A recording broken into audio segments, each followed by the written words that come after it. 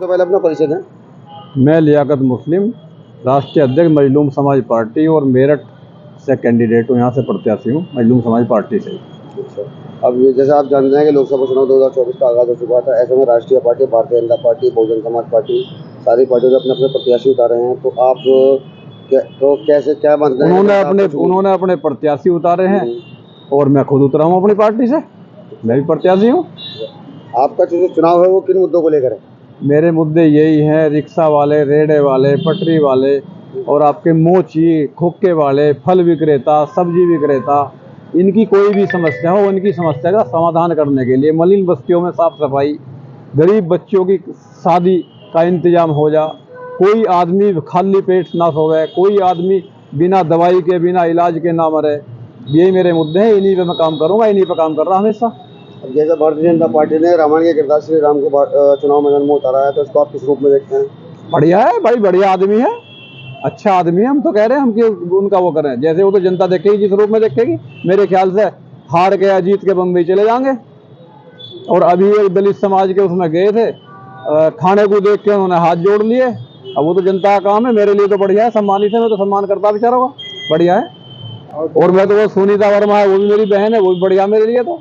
और भाई वो देवव्रत त्यागी है, वो भी भाई है, वो बढ़िया मेरे लिए। लेकिन वो तो जनता के लिए कौन अच्छा, सोच रहा हूँ तो जनता को है भाई, जनता के लिए कौन अच्छा है। जैसे कि देवव्रत त्यागी के पक्ष में हाजी याकूब जी उतरे हैं, तो उसका क्या प्रभाव पड़ेगा? वो तो हाजी याकूब को ही पता क्या प्रभाव पड़ेगा उसका, मुझे क्या पता। क्या जनता को पता भाई, मेरे से तो आपको पता। इलेक्शन के लिए प्रभाव किसी का कुछ नहीं पड़ रहा। वे बिना मतलब की बात कर रहे, सड़कों पर रोड शो करते फिर रहे, जनता में जा नहीं रहे। मैं मलिन बस्तियों में जा रहा। मेरे मुद्दे हैं गरीब आदमियों के उत्थान के, महिलाओं के उत्थान के, और अगड़ों के, पिछड़ों के, गरीबों के, अल्पसंख्यकों के, मुसलमानों के, जिन पे भी जुल्म हो रहा हो, जुल्म के खिलाफ मेरे मुद्दे हैं, जुल्म के खिलाफ लड़ाई के उनके मुद्दे हैं। सिर्फ सांसद बनो और लोकसभा में बैठ जाओ जाके ऐसी में, फिर 5 साल मौज लो, मिनिस्टर बन जाओ। ये तो आम जनता का हमेशा हर नेता सवाल होता है कि नेता सिर्फ चुनाव के टाइम ही दिखाई देता है और मैं 5 साल के लिए भाई मैं तो यहीं का रहने वाला हूँ, यहीं रहूँ, 5 साल से यहीं हूँ। क्या मैं तो जन्म से यहीं हूँ, मैं तो जन्म से यहीं हूँ और यहीं रहूंगा, यहीं मुझे रहना, यहीं मरना, यहीं जीना। अगर मेरठ की आवाम आपको सांसद चुन लेती है तो क्या मेरठ की जनता के लिए आप 24 घंटे अवेलेबल रहेंगे? 24 घंटे तो मैं अभी हूँ, फिर तो मैं 24 घंटे नहीं, अभी तो चुनाव का अभी समय, अभी नहीं, फिर मैं 24 घंटे नहीं, पूरी जिंदगी। और मैं सुनो, मेरे गुरु थे साहब सिंह वर्मा जो दिल्ली के मुख्यमंत्री रहे, उनके पास रहा करता था मैं। तो वे एक बात कहा करते थे, आज वे बेचारे चले गए, भगवान उनकी, अल्लाह मियां उनकी आत्मा को शांति दे।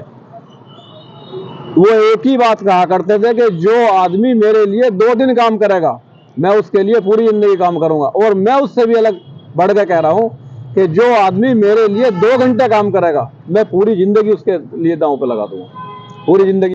राष्ट्रीय दिग्गज पार्टियों के बीच में अपने आप को लेकर आप चुनाव को कितना प्रतिशत आश्वस्त है कि आप चुनाव जीत जाएंगे? एक बात बताओ, पहले तो उन्हें ये पता नहीं था कि उन्हें टिकट मिलेगा भी या नहीं। मैं 6 महीने से गलियों में, मलिन बस्तियों में, मुसलमानों में, हिंदुओं में, 36 बिरादरी में जा रहा हूँ। और मेरा मुद्दा ये है, मजलूम मजलूम एक समान, हिंदू या मुसलमान, सब आदमी मेरे पास आते हैं। हर 36 बिरादरी के, हर कौम के, हर जाति मजहब के लोग मेरे पास आते हैं। सभी का काम करता अपनी हैसियत के मुताबिक, जैसी अभी मेरी हैसियत है, अपनी हैसियत के मुताबिक भाई सभी का काम करता जितनी हैसियत है। अभी आपने हिंदू और मुसलमान दोनों को साथ लेके चलने की बात कही।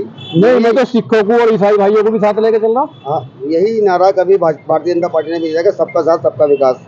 लेकिन मौजूदा सरकार केंद्र में भी भाजपा है, उत्तर प्रदेश में देखो, सब अपनी औकात में, मेरी बात सुनो, कौन सी बात आप कर रहे हैं। अब जब चुनाव हार रहे हैं तो सब अपनी औकात पे आ गए। कोई धर्म के नाम पे बोलने लगा, कोई जाति मजहब के नाम पे बोलने लगा। लेकिन मेरे यहाँ ना धर्म चलता, ना जाति मजहब चलता। नहीं, मेरा जो सवाल था वो आपने ध्यान से सुना नहीं जी, कि भारतीय जनता पार्टी मौजूदा केंद्र में भी है, उत्तर प्रदेश में भी है, और मौजूदा मेरठ ठाकुर लोकसभा सांसद भी भाजपा गए हैं, मेयर भी भाजपा गए हैं। लेकिन मुस्लिम मलिन बस्तियों का हाल ये है कि नालिये चौक, अगर मुस्लिम गंदगी से भरा पड़ा है। वो मैं जवाब दे रहा हूँ। अगर मुस्लिम बस्तियों में साफ सफाई होती, वहाँ जल भराव ना होता, वहाँ मच्छर ना होते, गंदगी ना होती, तो फिर मजलूम समाज पार्टी को मैदान में क्यों आना पड़ता? फिर तो मुझे जरूरत क्या थी? इसीलिए तो मैं आया हूँ। मैं जो मलिन बस्तियां, चाहे वो हिंदुओं की हो चाहे मुसलमानों की हो, वहाँ साफ सफाई के लिए तो आया और जुल्म का सफाया करने के लिए आया। जुल्म नहीं होगा मेरे रहते हुए।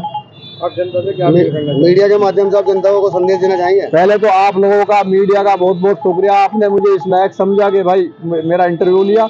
और मेरी यही अपील है मेरी प्यारी बहनों से और प्यारे भाइयों से और सभी समाज के लोगों से, सभी मजहब और जाति के लोगों से मेरी अपील है, मेरा बल्ले का निशान है 26 तारीख में, जितना ज्यादा से ज्यादा आप बल्ला चला दोगे उतना ही ये मान के चलो कि मेरठ का विकास भी हो जाएगा और मेरठ में जुल्म ज्यादती खत्म भी हो जाएगी और यहाँ अमन और भाईचारा कायम भी हो जाएगा। बल्ले का निशान है, बल्ला चलाओ बस। मजलूम समाज पार्टी जिंदाबाद।